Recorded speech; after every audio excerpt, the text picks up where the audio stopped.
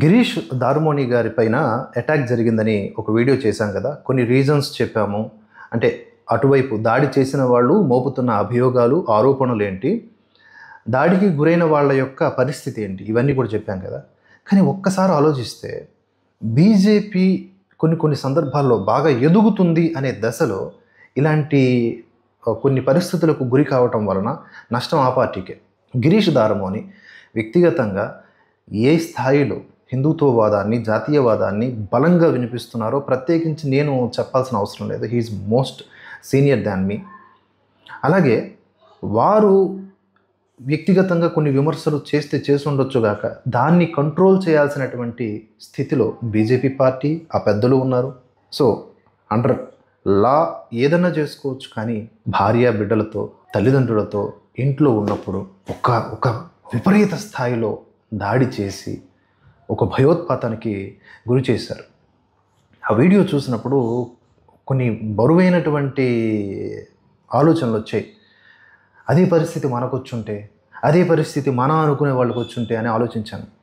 నేను అనేది పూర్వపరాలు మరీ ఎక్కువ విశ్లేషణ చేయక్కర్లేదండి. జస్ట్ మనకి కనిపించిన దృశ్యాలను మనం చూస్తే అంత తీవ్ర దాడికి గిరీష్ దారుమోని గారు గురి కావడం అనేది ఎంతవరకు సబబు అనే ప్రశ్న ప్రతి ఒక్కరిలోనూ వస్తుంది. దాడి చేసిన వాళ్ళు ఎవరు, చేయించిన వాళ్ళు ఎవరు, ఇవన్నీ మనకు వద్దండి. కానీ ఒక బీజేపీ సాధారణ కార్యకర్త, పొలిటికల్గా అది మనకు అనవసరం.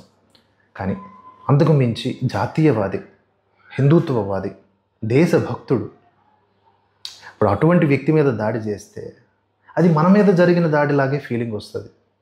ఇప్పుడు చిన్నపిల్లలు ఉన్నారు, ఆడపిల్లలు, అతనికి నాన్నకి ఎందుకు కొడుతున్నారు అనే భావన ఆ పిల్లల్లో శాశ్వతంగా ఉండిపోతుంది. నేను చాలా బాధతో చెప్తున్నాను. నేను ఈ వీడియో చేయడం వల్ల కొంతమందికి శత్రువు, కొంతమందికి మిత్రువు అవ్వచ్చు. సో ఆ బెనిఫిట్స్ అవన్నీ పక్కన పెడితే నాకు అవన్నీ కాదు, ఆ ఫలాపేక్ష లేకుండా నాకు అనిపించిన చెప్తున్నాను. ఇప్పటికీ కూడా నేను ఆయన కలవాలనుకుంటున్నాను, కానీ కుదరట్లేదు. నాకు కొన్ని మధ్యలో పనులు ఉన్నాయి, ఏవో ఒకటి వచ్చి చిక్కులు పడుతూ ఉన్నాయి. నేను కలవాలనుకున్న టైంకి గిరీష్ అన్నకి కుదరట్లేదు.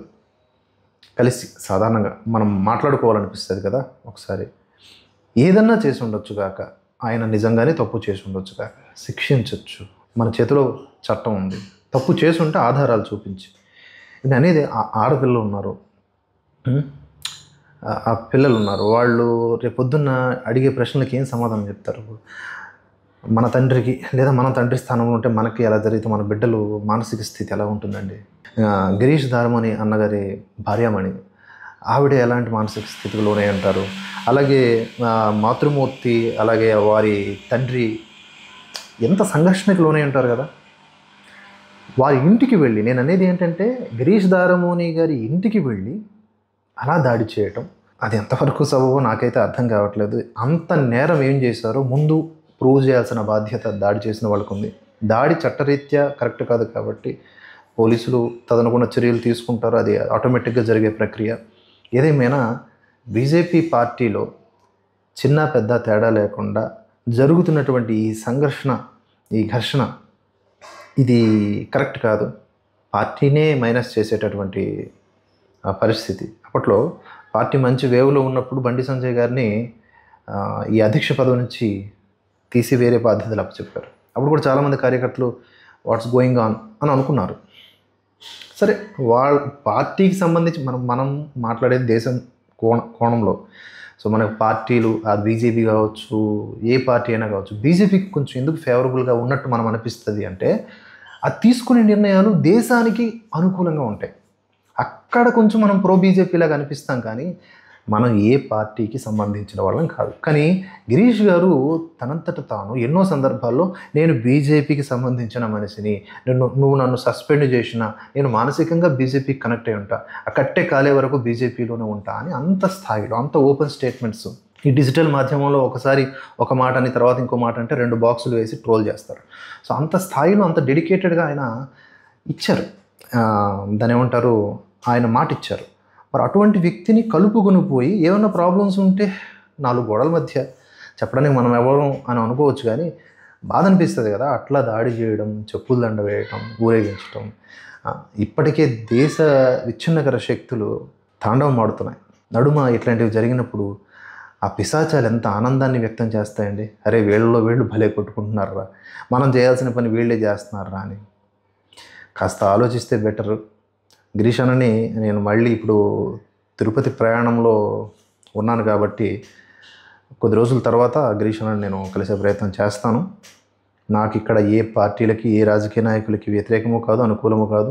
గిరీష్ అన్న యాజ్ ఏ జర్నలిస్ట్గా తోటి యూట్యూబర్గా నాకు పరిచయం కాబట్టి ఇంకొంచెం ఎక్కువ కన్సర్న్ ఫీలింగ్ అనిపిస్తూ ఉంది. ఇప్పటికీ చెప్తున్నా, గిరీష్ గారు ఏమన్నా తప్పు చేసుంటే ఆధారాలు చూపించి వారి మీద చట్టరీత్యా చర్యలు తీసుకోవచ్చు. కానీ చట్టాన్ని మన చేతుల్లోకి తీసుకోవడం అనేది రేపొద్దున మనం కూడా జవాబుదారీకి గురి కావాల్సి ఉంటుంది. అంటే రేపొద్దున వేరే విచ్ఛిన్నకర శక్తులు వచ్చి దాడి చేసి అనుకోండి, వారి మీద మనం కేసు పెట్టాలన్నా వీడియో చేయాలన్నా, అరే ఇప్పుడు నోరు లేస్తుందే, అప్పుడు అదే మీ గిరీష్ పైనే మీ వాళ్ళే దాడి చేసినప్పుడు అప్పుడు నోరు తెరవలేదే అని అడిగితే ఏం ఆన్సర్ చెప్తాం చెప్పండి? ఇట్ షుడ్ బి స్టాప్ అండి. ఇది కరెక్ట్ కాదు అని అనిపిస్తుంది. పెద్ద పెద్ద సీనియర్లు, ఈ పార్టీకి సంబంధించిన విశ్లేషకులు, పార్టీ సానుభూతి పరులు అందరూ కూడా సైలెంట్గా ఉన్నారు ఇప్పటికీ. అంతా కృష్ణ పరమాత్మకి తెలియాలి.